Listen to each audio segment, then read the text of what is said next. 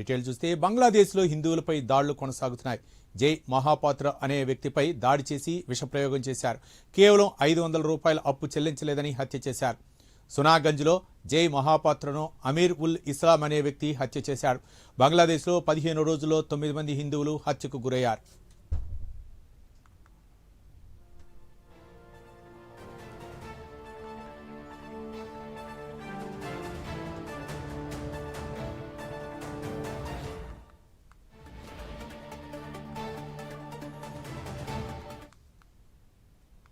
బంగ్లాదేశ్లో హిందువులపై దాడులు కొనసాగుతూనే ఉన్నాయి. బంగ్లాదేశ్లో 15 రోజుల్లోనే 9 మంది హిందువులపై అయితే మాత్రం దాడులు కొనసాగి హత్యకు గురయ్యారు.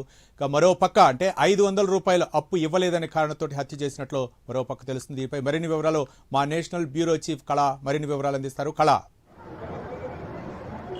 దాదాపు మనకు ఏదైతే బంగ్లాదేశ్ లో దాదాపు డిసెంబర్ 18వ తేదీ నుంచి ఇప్పటి వరకు కూడా హిందువులపై జరుగుతున్నటువంటి దాడులు, ఒకవైపు మైనారిటీలపై జరుగుతున్నటువంటి దాడులు యావత్ ప్రపంచమంతా కూడా చూస్తుంది. కానీ కేవలం హిందువులని టార్గెట్ చేస్తున్నటువంటి దాడులది రోజు రోజు శృతిమించుతున్నటువంటిది. ఇప్పటి వరకు కూడా దాదాపు 10 మందికి పైగా కూడా హత్య చేయబడ్డారు. కొన్ని వెలుగులోకి వచ్చాయి, కొన్ని వెలుగులోకి రాలేదు. వెలుగులోకి వచ్చిన అంశాలు కూడా చాలా లేట్ గా కూడా బయటకు వస్తున్నటువంటిది.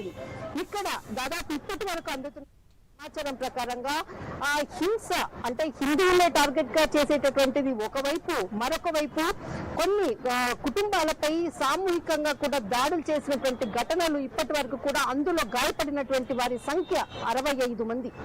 దాదాపు అంటే హత్య చేసినటువంటి ఘటనలు దాదాపు మృతి చెందినటువంటి వారు దాదాపు 9 నుంచి 10 మంది అన్నటువంటిది మాత్రం కీలకంగా అందుతున్నటువంటి సమాచారము.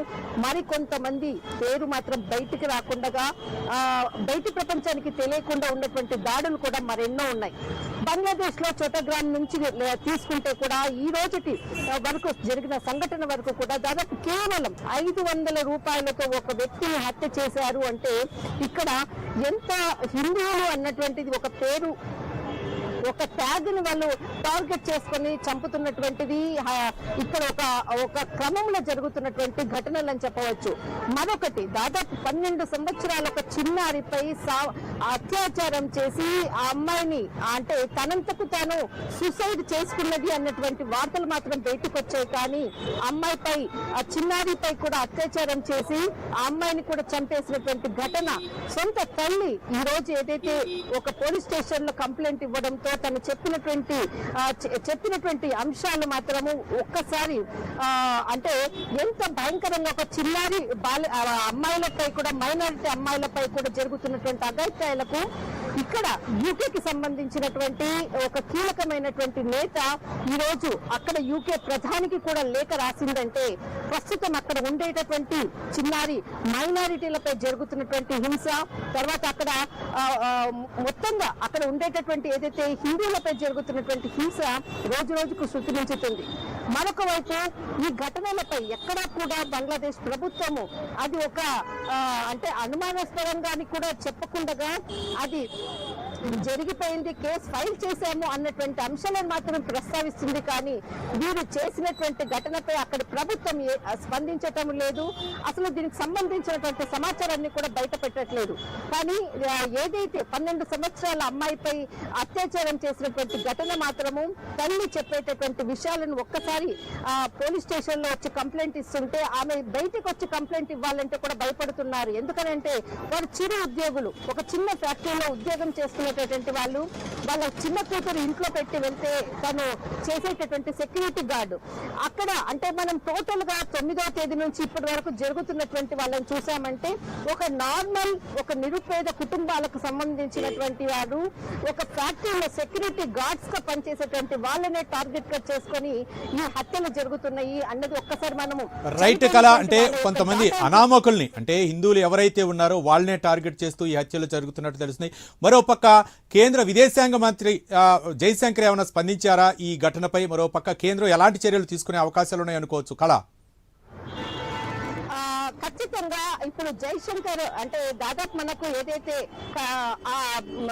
ఆ దేశం మాజీ ప్రధాని చనిపోయినటువంటి ఖలీదా జియా చనిపోయినటువంటి సమయంలో 4 గంటలు బంగ్లాదేశ్ లో అక్కడ ఉండేటటువంటి కార్యక్రమంలో పాల్గొన్న తర్వాత ఇక్కడ జరిగేటటువంటి హత్యలపై కూడా ఎప్పటికప్పుడు కూడా బంగ్లాదేశ్ ప్రభుత్వం తోటి అనుకోవచ్చు, తర్వాత ఇక్కడ ఏదైతే విదేశాంగ అంటే ఎంబసీకి సంబంధించినటువంటి అధికారులతో కూడా ఎప్పటికప్పుడు కూడా దీనిపై సమాచారాన్ని రాబడుతున్నారు, దీనిపై జరిగినటువంటి ఘటనలపై చర్చిస్తున్నారు. కానీ దీనికి సంబంధించినటువంటిది ప్రభుత్వం ఎప్పుడు ప్రశ్నిస్తూ ఉంది, కానీ బంగ్లాదేశ్ నుంచి వచ్చేటటువంటిది మాత్రము దీనిపై ఖచ్చితంగా మేము చర్య తీసుకుంటాము అన్నటువంటిది మాత్రమే చెప్తూ ఉన్నారు.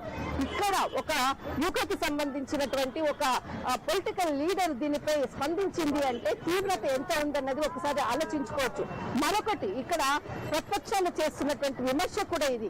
ఏదైతే బంగ్లాదేశ్ లో జరుగుతున్నటువంటి హత్యలపై స్పందించినటువంటి జైశంకర్ కానీ ఇటు ఏదైతే కేంద్ర మంత్రి జైశంకర్ బంగ్లాదేశ్ కి వెళ్ళాడు, కానీ అక్కడ హిందువులపై జరుగుతున్నటువంటి ఏదైతే హత్యలు అనుకోవచ్చు, హిందువులపై దాడులపై కూడా స్పందించాల్సి అక్కడ మాట్లాడాల్సినటువంటి అవసరం ఉంది, కానీ వాటిపై స్పందించట్లేదు. కానీ అక్కడ ఖలీదా జియా అంత్యక్రియల్లో మాత్రం వెళ్లారు అంటూ కూడా ప్రతిపక్షాలు చేసినటువంటి విమర్శలను మనం చూసాం. ఈ విధంగా బంగ్లాదేశ్ లో ఉన్నటువంటి పరిస్థితిపై ఖచ్చితంగా దీనిపై ప్రభుత్వం ఎప్పటికప్పుడు కూడా అక్కడ ఉండేటటువంటి అధికారులతో మాట్లాడుతుంది, కానీ ప్రస్తుతం మాత్రం అది కంటిన్యూగా దానికి సంబంధించినటువంటి హత్యలు జరుగుతూనే ఉన్నాయి. మైనారిటీలపై చిన్నారులపై జరుగుతున్నటువంటిది అనుకోవచ్చు, అనేక విధాలుగా జరుగుతున్న ఘటనలు మాత్రం ఫుల్ స్టాప్ పడటం లేదు. ప్రస్తుతం మాత్రము అక్కడ హింసలు, దాడులు, అత్యాచారాలు వీటిని టార్గెట్ చేసుకున్న ఉన్నటువంటిది ప్రస్తుతం ఉన్నటువంటి బంగ్లాదేశ్ లో ఉన్నటువంటి రిపోర్ట్. రైట్, థ్యాంక్ యూ కళ.